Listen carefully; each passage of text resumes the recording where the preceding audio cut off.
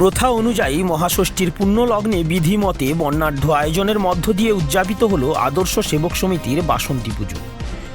পূর্ব মেদিনীপুর জেলার এগরা 1 নম্বর ব্লকের বাসুদেবপুর আদর্শ সেবক সমিতির আয়োজনে মাতৃবন্দনায় মেতে উঠল এলাকাবাসী।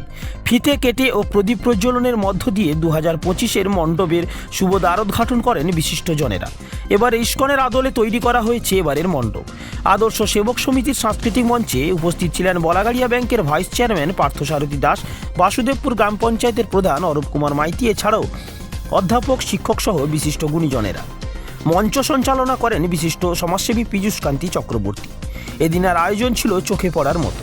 আদর্শ সেবক সমিতির সম্পাদক সুজল পাত্র, হিমাংশু ত্রিপাঠী, সভাপতি প্রদ্যোৎ রথ, সুধীর জানা, অভিষেক মাইতি, প্রকাশ চক্রবর্তী সহ অন্যান্য কর্মকর্তারাও উপস্থিত ছিলেন এদিনের অনুষ্ঠানে। গ্রাম পঞ্চায়েতের প্রধান অরূপ মাইতি মহাশয় উপস্থিত আছেন, আমাদের খুব জনপ্রিয় এবং আমার অন্যতম পরামর্শদাতা এবং আমার অগ্রজ শিক্ষক।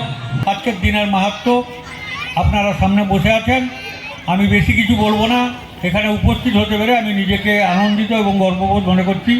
পুনরায় সকলকে এই বাসন্তী পুজোর অভিনন্দন জানিয়ে আমার বক্তব্য শেষ করছি। নমস্কার সকলকে, শ্রদ্ধা জানাই।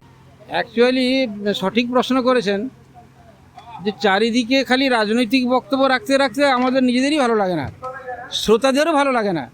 কিন্তু আজকে যে উদ্বোধনী অনুষ্ঠানটা হলো, সেখানে যারা পারফর্ম করলো, যারা উদ্বোধনী গান বলুন, উদ্বোধনী নৃত্য বলুন, এখনও চলছে, সবই আমাদের গ্রামের নিজের ঘরের ছেলেমেয়েরা। তারা এত সুন্দর সুন্দর পারফর্ম করছে এবং আনকমন গান, যে সমস্ত গানগুলো শুনতে আমাদের কানে কত ভালো লাগে, সেই সমস্ত গান, খুব কঠিন গান, যেগুলো কেউ কোনো বাবা মাই চায় না যে এই কঠিন গানটা চয়েস করুক, কিন্তু সেই কঠিন গানটাই ওরা চয়েস করছে, সুন্দরভাবে গাইছে, অথবা সেই সুন্দর গানে তালে তালে নাচছে। আমার তো ভীষণ ভালো লাগছে এবং এইখানে বসে বেশ ফ্রেশ লাগছিল। যে চারিদিকে যেভাবে রাজনৈতিক হানাহানি, সেখানে এইখানে বসা মানে একটা ফ্রেশ এয়ার, একটা বেশ, যতক্ষণ বলছি ভাষণ দেওয়ার থেকে শুনে খুব আনন্দ লাগছিল, খুব ফ্রেশ লাগছিল। এটা আমাদের গ্রাম, নিজের গ্রাম, এটা জন্মভূমি। বাসুদেবপুর আদর্শ সেবক সমিতি আমরা জন্ম থেকেই দেখে আসছি যে সুন্দরভাবে একটা বাসন্তী পুজো আয়োজন করেন।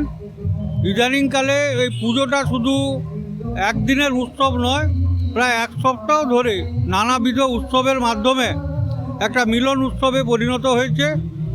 আর এই বাংলার ঐতিহ্য, গর্ব, বাসুদেবপুরের যে ঐতিহ্য, এটাকে মাথায় রেখে এই কমিটির কর্মকর্তারা শুধু নয়, এলাকাবাসী সকলেই মনে প্রাণে এই 4-5টা দিন উৎসব মুখর হয়ে থাকতে চায় এবং গ্রামীণ সংস্কৃতিকে এই যে তুলে ধরার যে একটা প্ল্যাটফর্ম আদর্শ সেবক সমিতি তৈরি করেছেন, এটার জন্য ওনাদেরকে ধন্যবাদ জানাই। আমি নিজেও গর্ববোধ করি যে এই সংস্থার সঙ্গে আমি নিজে যুক্ত।